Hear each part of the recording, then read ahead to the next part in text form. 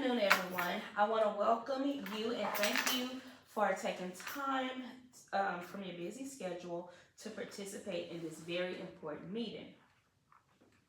This is observation video number 2, focus group meeting. Okay. Before we begin, let's take a moment for introductions. Please share your name, what you teach, and how many years you've been in education. My name is Dr. Tiffany Phillips. I am a AP and I've been in education for 8 years. Hello, I'm Cordis Monette. I'm a teacher and I've been teaching for 12 years. Hello, I'm Maya Jones. I am a teacher and I've been teaching, this is my 19th year. Thank you all for sharing. Let's quickly review our group norms from the first meeting. 1, we're going to listen respectfully. 2, allow everyone a chance to speak. 3, stay on topic and keep phones silent. And 4, keep feedback constructive. Will everybody agree to those norms? Yes. All right. Do we want to add any norms? No, I think that was adequate. Okay. Now, as a reminder, from video 1, our data analyst showed that 68% of students at ADS West were performing below grade level in math. This academic gap not only impacts achievement, but also correlates with behavior challenges. Our campus data reflects 60% of behavior incidents and 55% office referrals tied to academics. Okay. The purpose of today's focus group is to collaboratively identify instructional strategies that address these math learning gaps through actionable and evidence-based interventions. Let's begin by discussing what strategies or instructional approaches could best address the math proficiency gap we identified.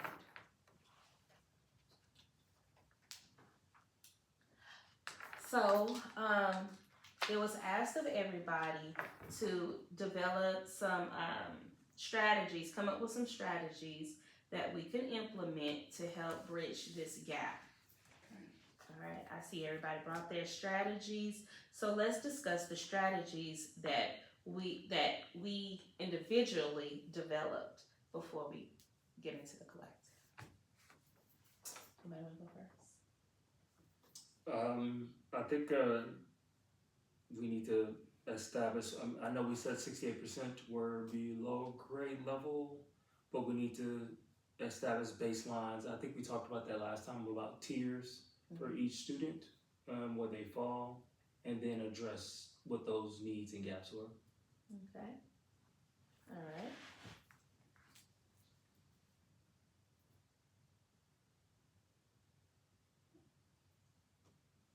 All right. So to address those gaps that Mr. Monette mentioned.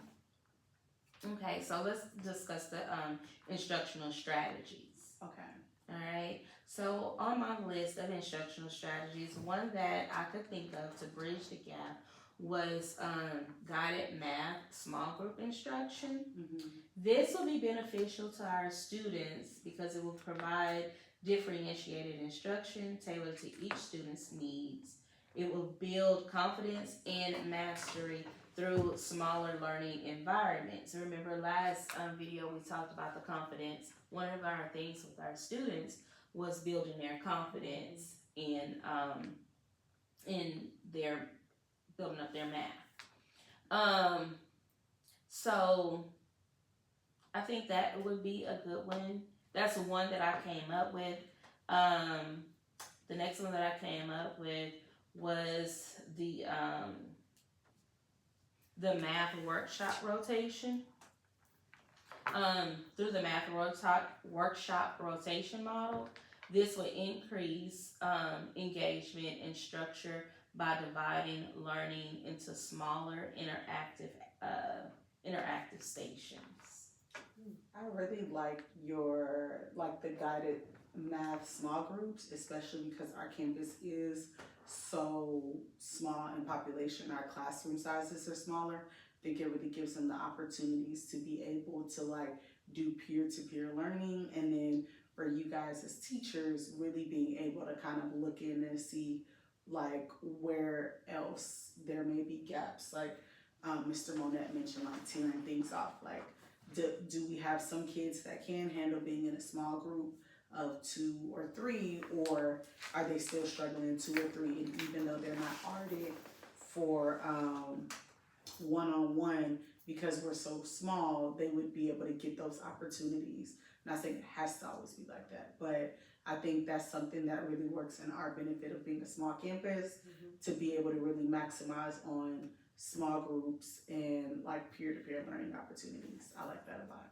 And the peer-to-peer learning, I've been doing it a little bit in my class.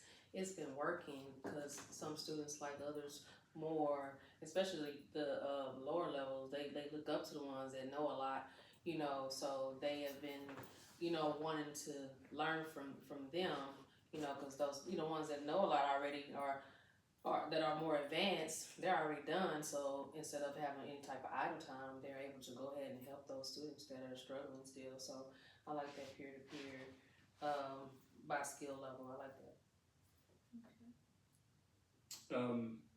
And then I'm thinking like even like the daily rotations that we may utilize. I think we just have to iron out exactly what they may look like with the students when we attempt those rotations. Okay. Did anyone else come up with any other strategies? I was thinking maybe like a math workshop. As I talked about the rotation, I'm thinking as we establish each tier, whether it's tier 1, tier 2, tier 3, of course we know that those tier 3 students are going to require a lot of reinforcement, and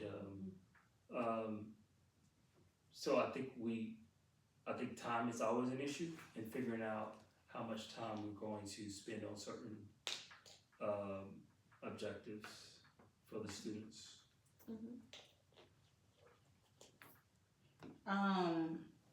One of the things that I was thinking of, and we kind of talked about it last video, was like really making math make sense to our kids. So doing like culturally relevant connections and real world connections, especially when I'm looking at, you know, our older kids that may be able, that are close to getting jobs and, you know, having all of additional responsibilities, because the reality is like, whether they believe it or not, math becomes a whole lot more prevalent as you start to get older, with balancing a checkbook, budgeting, and things of that, getting paid, and all of those things kind of pop up. So I think really shopping, and you're responsible for spending the money and knowing how much you get back, and like it really does become present in our day-to-day. Like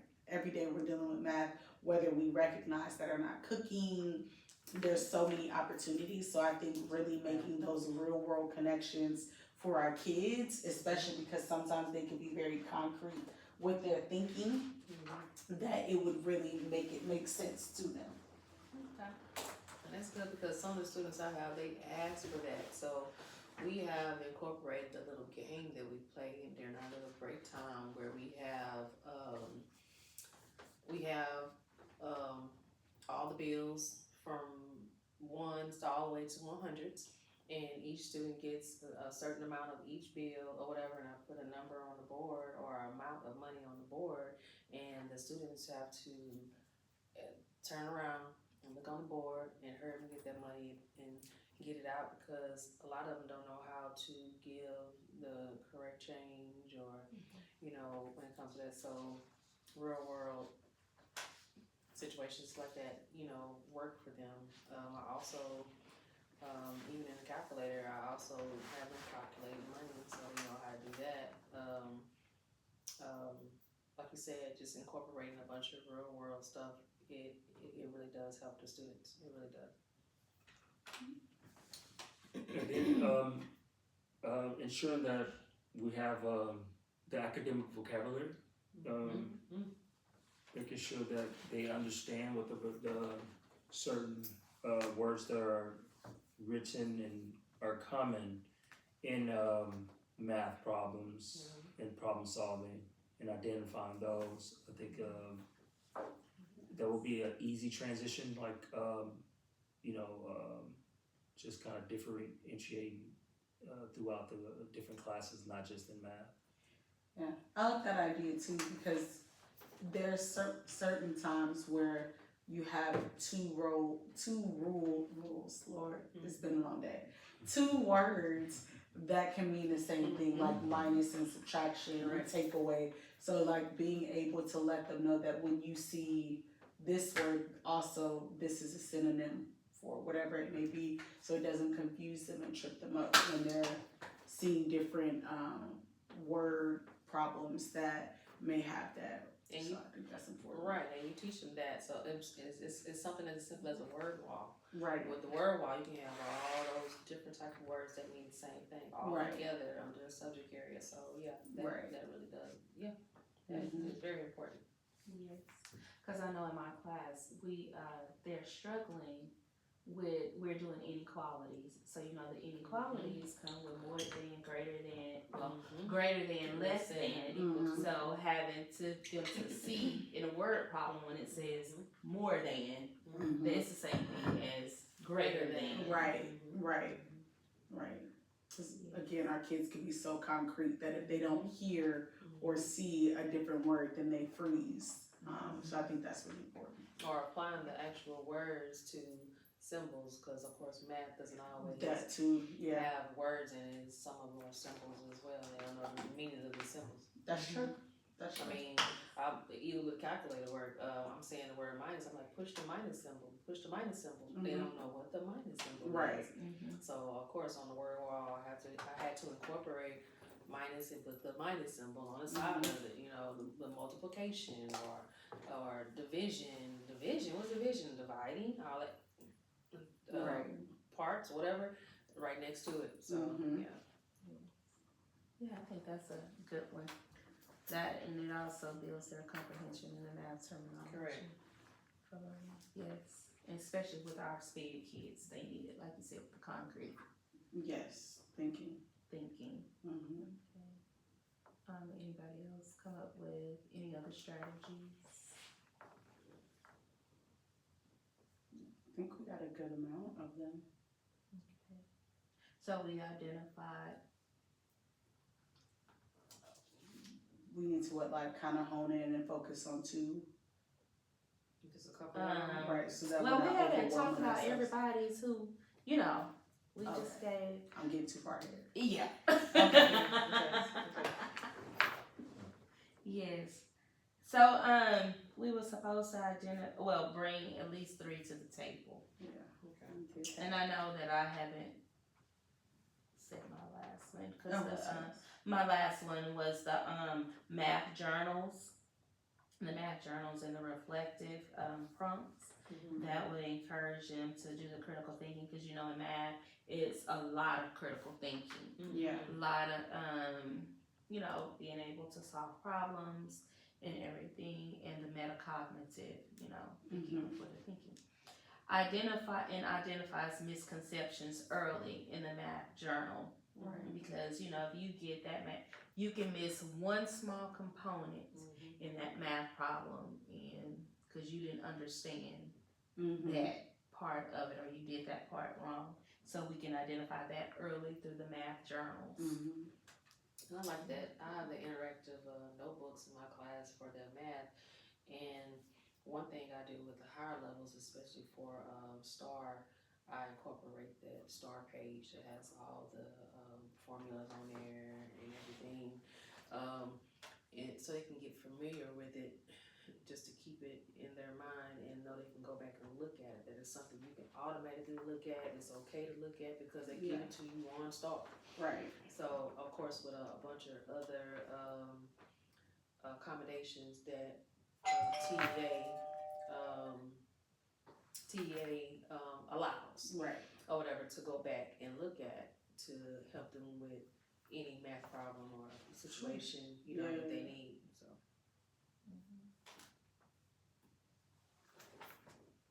Yes. So that was my 3. I know Ms. Monette, you had how many?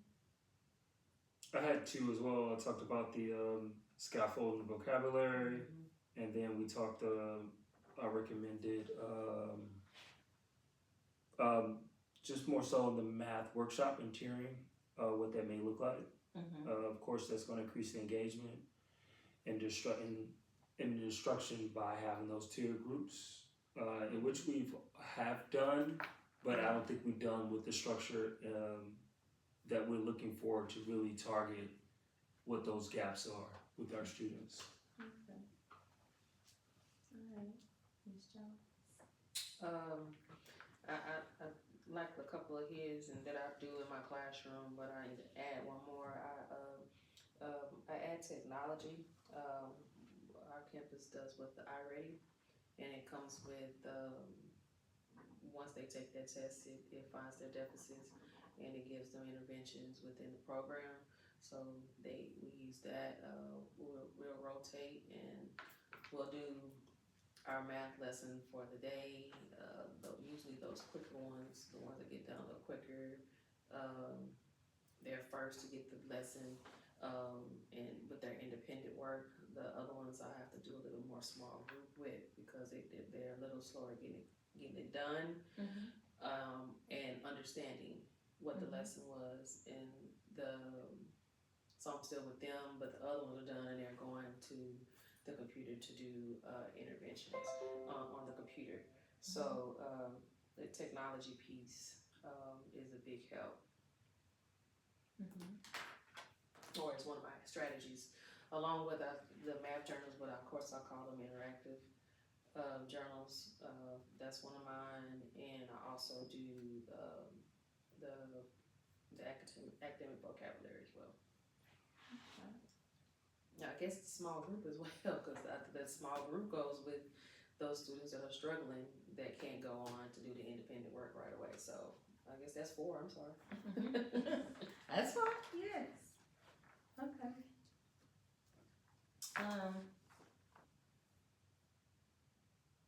What about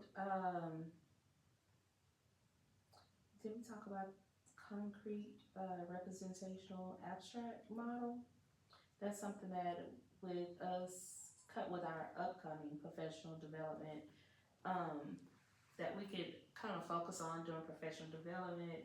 Also, maybe doing our PLCs that we can focus on the concrete representational abstract that would strengthen the conceptual understanding before procedural influence. I'm sorry, it's been a long day. Before the procedural fluence, providing long-term retention, within that math. That's something maybe we can do to implement to better help our math gap. What do you guys think about that? You mean to help them understand it more, involving the visual aids and the manipulatives and things of that nature? That helps a lot. Some of my students think it's really babyish, but some of them need it. So that's why I incorporated in that small group. I don't like using manipulatives that much, so I would more likely use markers. Say, for instance, division. They need to be scaled down to a lower level of division,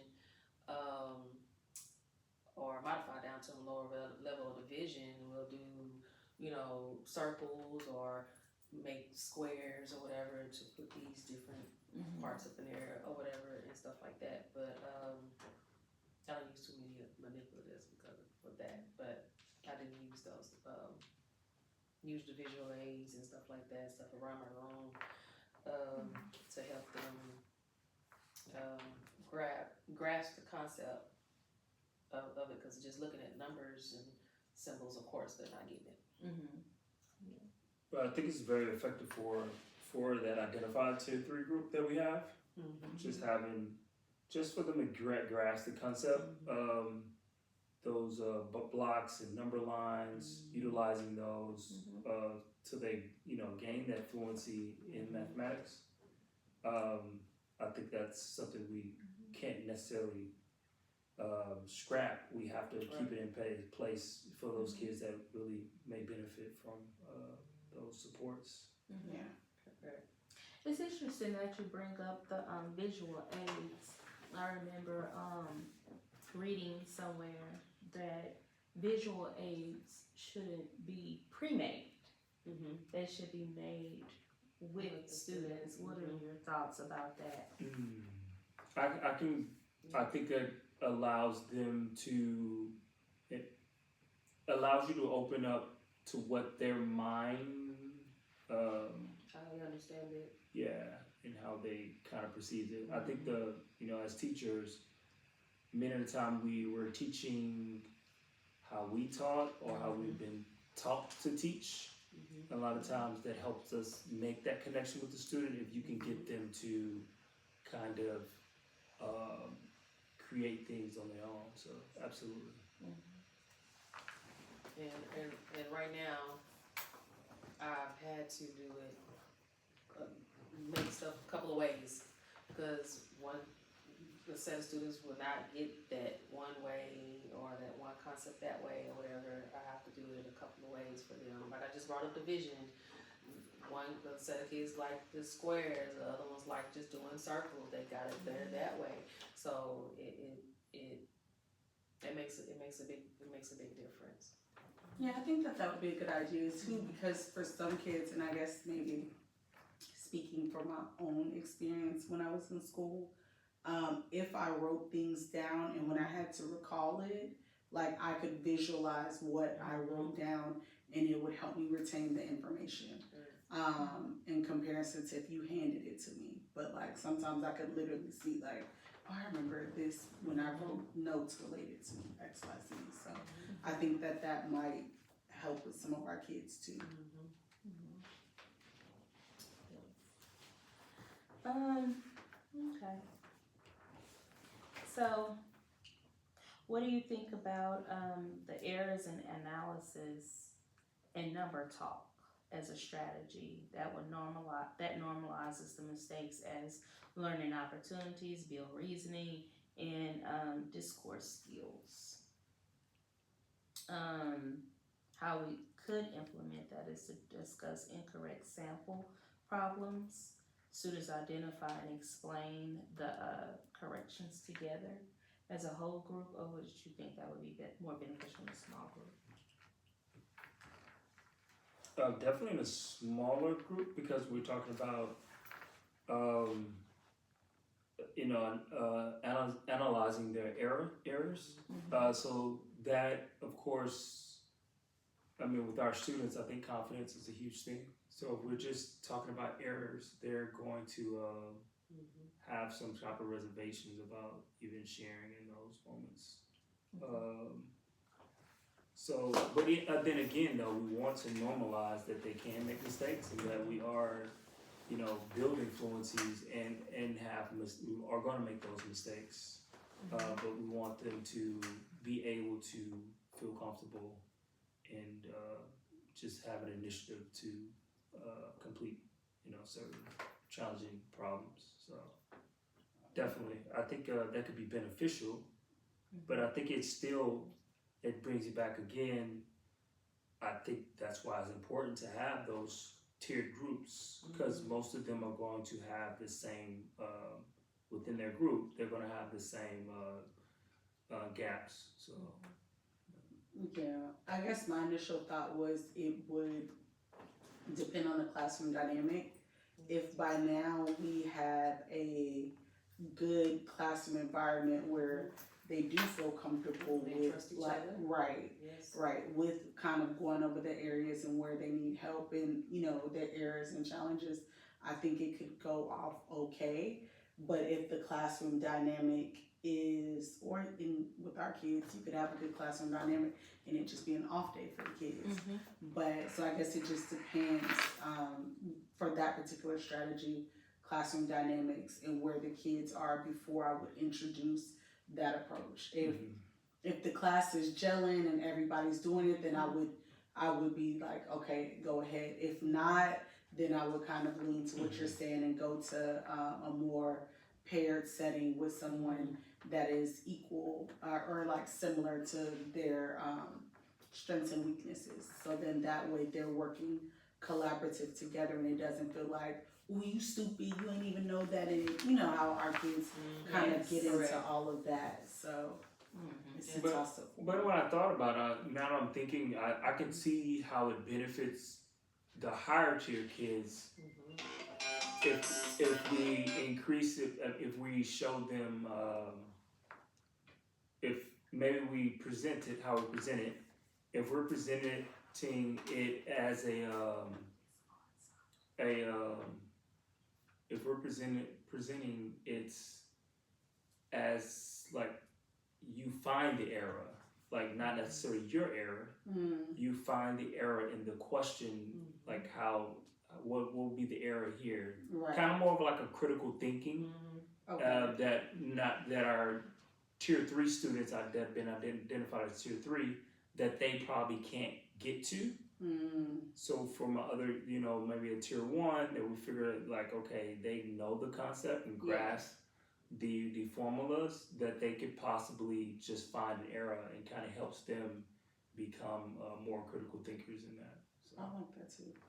Yeah. Well, my class, their word is gelling, and they like to grade each other's papers. So saying that, I let them exchange papers when the assignment is done, and when someone gets an answer wrong or whatever, now tell me why it's this. So they make them, and I love it because it's teaching them find textual evidence, to go back in the text and find where this answer is and stuff like that. So I like the fact that it's making them show ownership and making them show why, this answer was wrong, so they know how to correct themselves, or I actually know how to use that strategy to make sure they get their answer, correct. So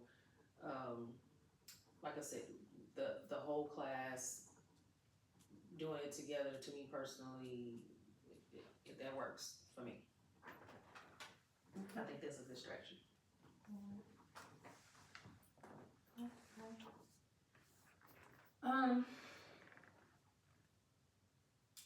Collaborative problem solving and peer tutoring. With peer tutoring, as we talked about the tiers and everything, our higher tier students could help the lower tier students. Sometimes that peer-to-peer interaction, they may receive it better from what we can give them, and it shows team building, especially in the classroom, because our kids are a little bit different. And then the comprehension, they can give them another comprehension level that we can't necessarily reach them coming from an adult, because they think that we don't know anything, Right. Versus coming from a peer. What are your thoughts about the collaborative problem solving? I like the collaborative problem solving because it with math specifically, there's no way to get one way to get to an answer. To me personally, in math, so that student that with that lower level of student can show that student their way of how they got to that answer, and it could click, with them showing that. So I love that strategy. Absolutely, I definitely can. I mean, we see that in other areas as well. We want that that peer influence on students, as she stated. Sometimes other kids can identify ways to solve different things, and then their peers can assimilate as well.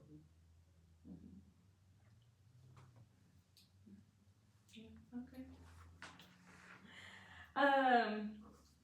You know, I know we're talking about math, but as you know, our school is moving into the restorative classroom practices within our building. And I was just kind of thinking about it and brainstorming over that, you know, about how does that look in a math classroom. Um, as we talked about earlier, how they call each other out of their names because one may know it and the other one may not Right. know it. So implementing that restorative class, you know, to improve the culture in the class and having students to actually own that they don't know it, or that they, you know, whatever their challenges are. What would be your thoughts? I mean, I know you recently were doing the things with the social emotional learning. Mhm. I don't know. I think what about supporting the math? How would that support in the math? Yeah, I think one of the things that we first started speaking on was like creating an environment where they feel trust amongst each other. So I think even when you are like kind of reiterating your classroom norms as a whole and how that applies as we're facing different challenges of work. So even today when I was working with a student, he openly expressed like, I don't like this work. I don't like being in this classroom because it's hard. And so it's like I had to, you know, reiterate to the kid, you can do hard things. So we're not just going to shut down because we don't know the work, we don't know the assignment, but we can ask for help. You can know that you're in a safe place to do that. And then we can walk through the problem solving. So I think when we're looking at math, because it tends to be a subject that everybody runs away from, just kind of reiterating that, hey, you can do hard things. It's not like we're gonna point out or call out when somebody doesn't know it, but this could be a shared problem solving opportunity for everybody. Because it's likely that if one person doesn't know something, there may be somebody else that also doesn't know anything but isn't, you know, bold enough or willing to ask the questions or admit that they don't know it. So I think if we start creating norms like that around math, maybe that'll make them be a little bit more comfortable with joining in and working math problems together, and kind of like some of the other strategies that we've been talking about. Yeah. And then that restorative, what do you think about their confidence will build? I think it builds the confidence of trying, and I think sometimes that's what a lot of our kids lack as a whole, is that when they see something that is intimidating, like a division problem that requires multiple steps, or even a math word problem where now they have to read through everything, the easier route is to just break down because there's a lack of confidence in that. They know that they don't know how to do it, and because they know they don't know how to do it, it's kind of like shut down. So I think when we're looking at building confidence, is the confidence of trying and facing something new, and that being a mathematical equation or concept. And then once it's there, you have, you know, you build more confidence in your fluency of learning those type of materials. That's what that scaffolding comes down. You do one little small part of that equation, and then practice within your classroom. Let's give let's do it as a whole group, and let's give the student praise, you know, for getting past this part, you know, and conquering this part. It's gonna build confidence, and then you go on to the next part, and you give each other praise, you know, building it up. So that can help with, you know, building that confidence. So basically that immediate positive praise. Yes. Yes. Okay. Do you think it'd be beneficial for us to implement frequent formative assessments? And how would that look in our class? I know that we do them now, but if we increase them and be more intentional with them. Yeah, I think, and it doesn't have to be a widespread benchmark of some sort. It could be like very short, like on concepts to see, and we just very intentionally see how many kids are grasping a particular concept, and we could do that. We can actually probably do it daily in a sense, and then come up with a weekly percentage as well. That sounds like y'all want me to do more work, so I was automatically against it. I don't want to look over any more assessments. But if it's, I like when you said daily tickets or exit tickets. Yeah. All right, that's y'all's problem. Okay, great. Yeah. You can do that. Not no big assessments. If you do too many assessments, the students will get burnt out.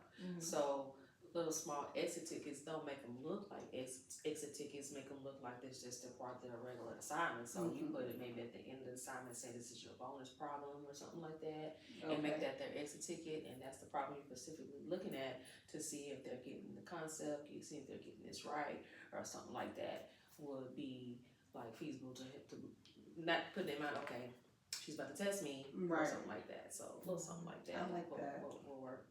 Or it could be like a short screener, 15 minutes for for the students to kind of see where they're at.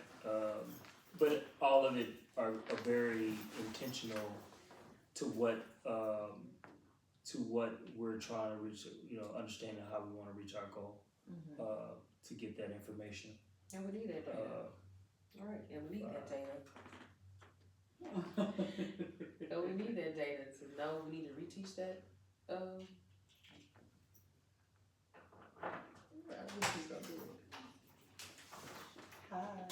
We need that data. We need that data to see if we're gonna if we need to reteach that concept or not. So it needs to be daily. Right. Yes, I think we need to do it. So what you use, I know we said the exit ticket, what about warm-ups when we do that? Warm-ups, yes. Or will we just To- keep to- warm-ups as a warm-up I guess to warm their brains up to the... no, because you want to see if they remember what they warm-ups daily about what you just learned yesterday to see if it's being retained. Because with special ed students, one of the number one things is short-term memory. So they are not remembering half the stuff and they're not retaining it. So yes, Okay. I got warm-ups. Yes, Warm-ups, definitely. yes. And you need to see, you need to get them used to also generating that background information. Like I said, that all goes along with seeing if they are retaining what they learned. I know many of our students, just staying with the formative assessments, many of our students run from the start. You know, just our sped teacher, I don't know why. But at one time. Right. But formulating our exit tickets more so geared towards STAR test questions than just basic questions. What are your thoughts about implementing those kind of questions for an exit ticket? More like STAR-based questions. I agree with them being STAR-based, but not the whole question. I will start probably with part of the question, then incorporate another part of the question, then incorporate the whole question towards the end. I guess give them a more of a scaffold to prepare them for what the whole thing they need to figure out, or to give them a way to know how to break it down. To actually get the question correct. Okay. So that's fine. Just not the whole question, because they be so lengthy and you can't focus on what they need because it's too much information at one time. Okay. So a gradual release to it, I guess, to the whole question. Maybe you can start with our sped babies, yes. Breaking it down. Yes. Chunking it, basically. Correct. All right. So the last one, the strategy that I thought about was the positive reinforcement. We kind of talked about that, growing their minds, and giving them positive reinforcement and increase their motivation, and to decrease their math anxiety. because I don't know why people get a math anxiety. I do, cause no, it's fine. I wasn't a math girl either, so I understand. Oh, I love to read and write. I used to be a math girl, and I used to be able to do all this high school math. But when you went down to elementary, oh man, I look at my daughter stuff, be like, what is this now? So, Positive reinforcement. on the positive reinforcement, like I said, that immediate praise all the time. Yes, most definitely. And of course, these kids like snacks, so incorporating a snack here and there. Sometimes I throw them a Starburst. Well, you got it, yeah. Throw this kid a Starburst, you got it. So they love that immediate praise that works with wonders. Just period. Gummy bear, that works wonders. yes. But I mean, you can think like we can even do like where they're getting some kind of reinforcement, like breaks or any included. Of course, the verbal praise. I think maybe when they reach certain goals, they maybe should receive some type of items as well, and we can have it tiered as well. Like small incentives to get something really big. Like having something that what I'm working towards, Mm-hmm. and then my reward is right here at the end. So I gotta do this, and this. And then we can individualize and we can utilize a group as well. If the group are able to reach certain levels, then we could have something big for them as well. Yeah. But start off definitely with the individual incentives. I think that'll be. And then as we talked about like visual progress trackers, so they can see their progress over time. Maybe some type of graphs where they can see that, because a lot of times we don't know, a lot of students don't know what progress they made.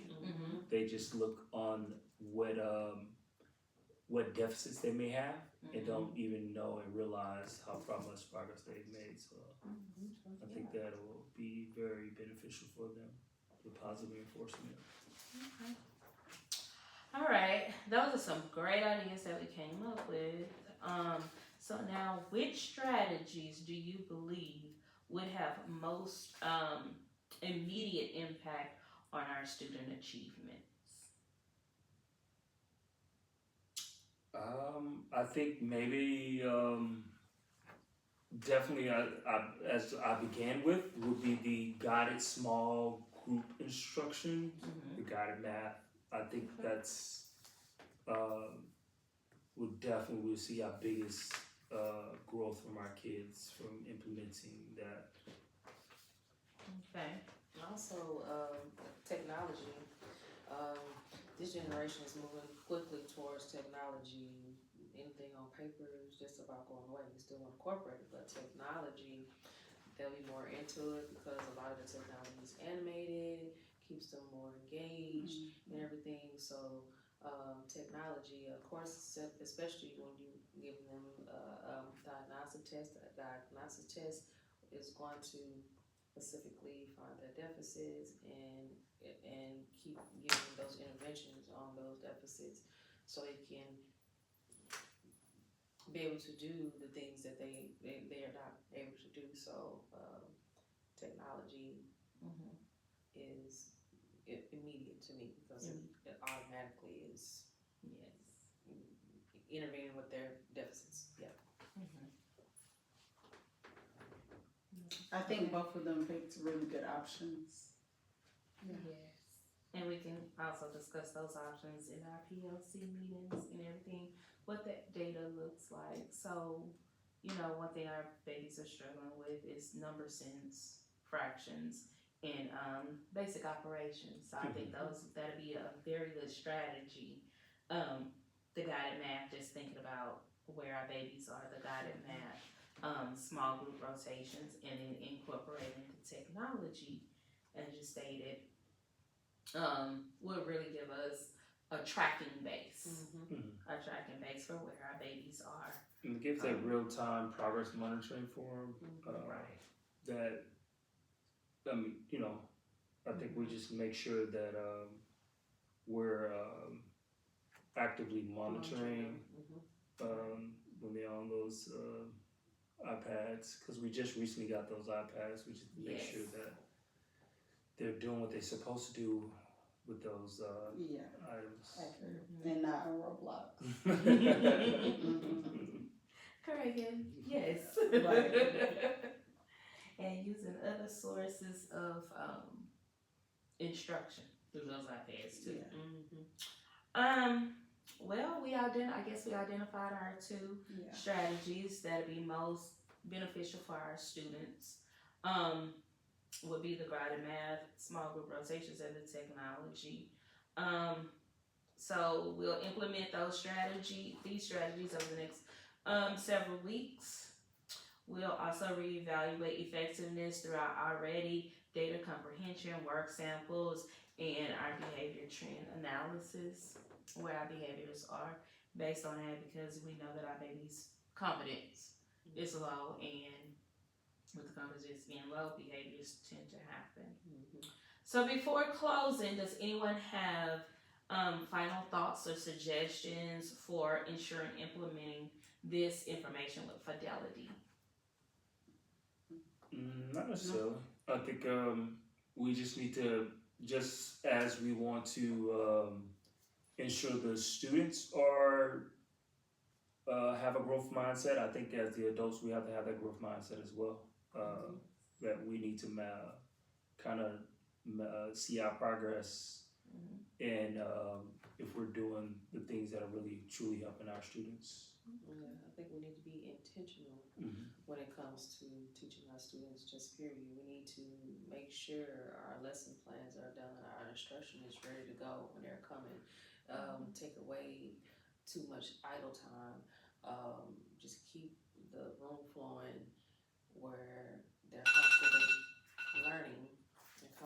learning, and yeah, yes. Yes. Well, thank you all for your collaboration and insight. Together, we're building the foundation to improve math performance campus-wide and strengthening engagement for all learners. I really enjoyed this, and thank y'all for y'all time. Appreciate it. Sounds good. We got out here before 5.